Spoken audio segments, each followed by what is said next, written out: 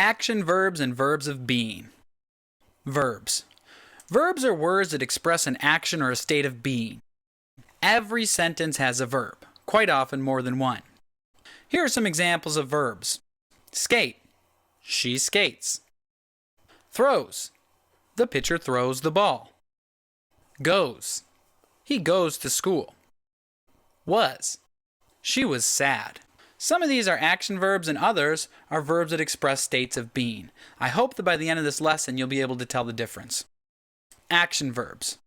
Action verbs are words that express actions, things that you can observe, things that you can do. For example, Bobby studies the map. Studies here is the action that Bobby is taking. Emilio caught the ball. Catching is an action. It is a thing that you can do. It is a thing that you can observe. Caught here is an action verb. Felicia skated at the ice rink. What is Felicia doing at the ice rink? She's skating. Skated is an action verb. It's a thing that she can do. It's a thing that she did. Every sentence needs a verb, but not every sentence needs an action verb. Quite often, sentences use verbs of being. That is, words that express a state of being. For example, Jamie was curious. what is the verb in this sentence? Some might think curious, but curious is not something you can do. Can you curious? No, you cannot curious. The verb here is was. Students might reply, but you can't was. And I say that's true, you can't was, but you can be. And the way that Jamie was being is curious. See, was is a form of be. She was being in the past, and the way she was being is curious. Dr. Evil's secret lair is on an oil rig deep at sea. So is another form of be. Is works in the present. Dr. Evil's secret lair is presently on an oil rig deep at sea. Is here is a verb of being. Football can be dangerous. And here's a direct form of be. There are many forms of be, and the correct form of be changes based on time and perspective.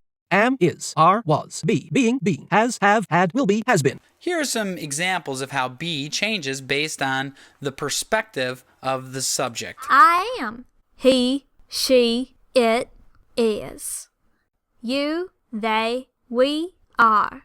So the way that be changes based on the context of the sentence is called conjugation. We conjugate be differently based on the context of the sentence. And this is a really broad subject that I cover in a lesson a little bit down the road. Here are some more examples of action verbs and verbs of being. The hot dog loves hot dogs. What is the verb in the above sentence? That's right, it's loves. Here's another example of action verbs and verbs of being. Claude moved and grooved on the dance floor. What is the verb in that sentence? This one's a little trickier because there are two verbs, moved and grooved, both of them action verbs. And here's one more example. Carrie is an amazing golfer. What is the verb in the above sentence? Well, if you've been paying attention, I hope that you replied is. So in review, verbs show actions or states of being. Action verbs are things that you can do, actions you can take, things that you can observe. Verbs of being are forms of be. And verbs of being can be harder to identify than action verbs until you get used to recognizing them. Here are all the different forms of be. Am, is, are, was, were, be, being, been, has, have, had, will be, has been. And as you get more accustomed to identifying the verbs of being, you should be able to recognize them with consistency.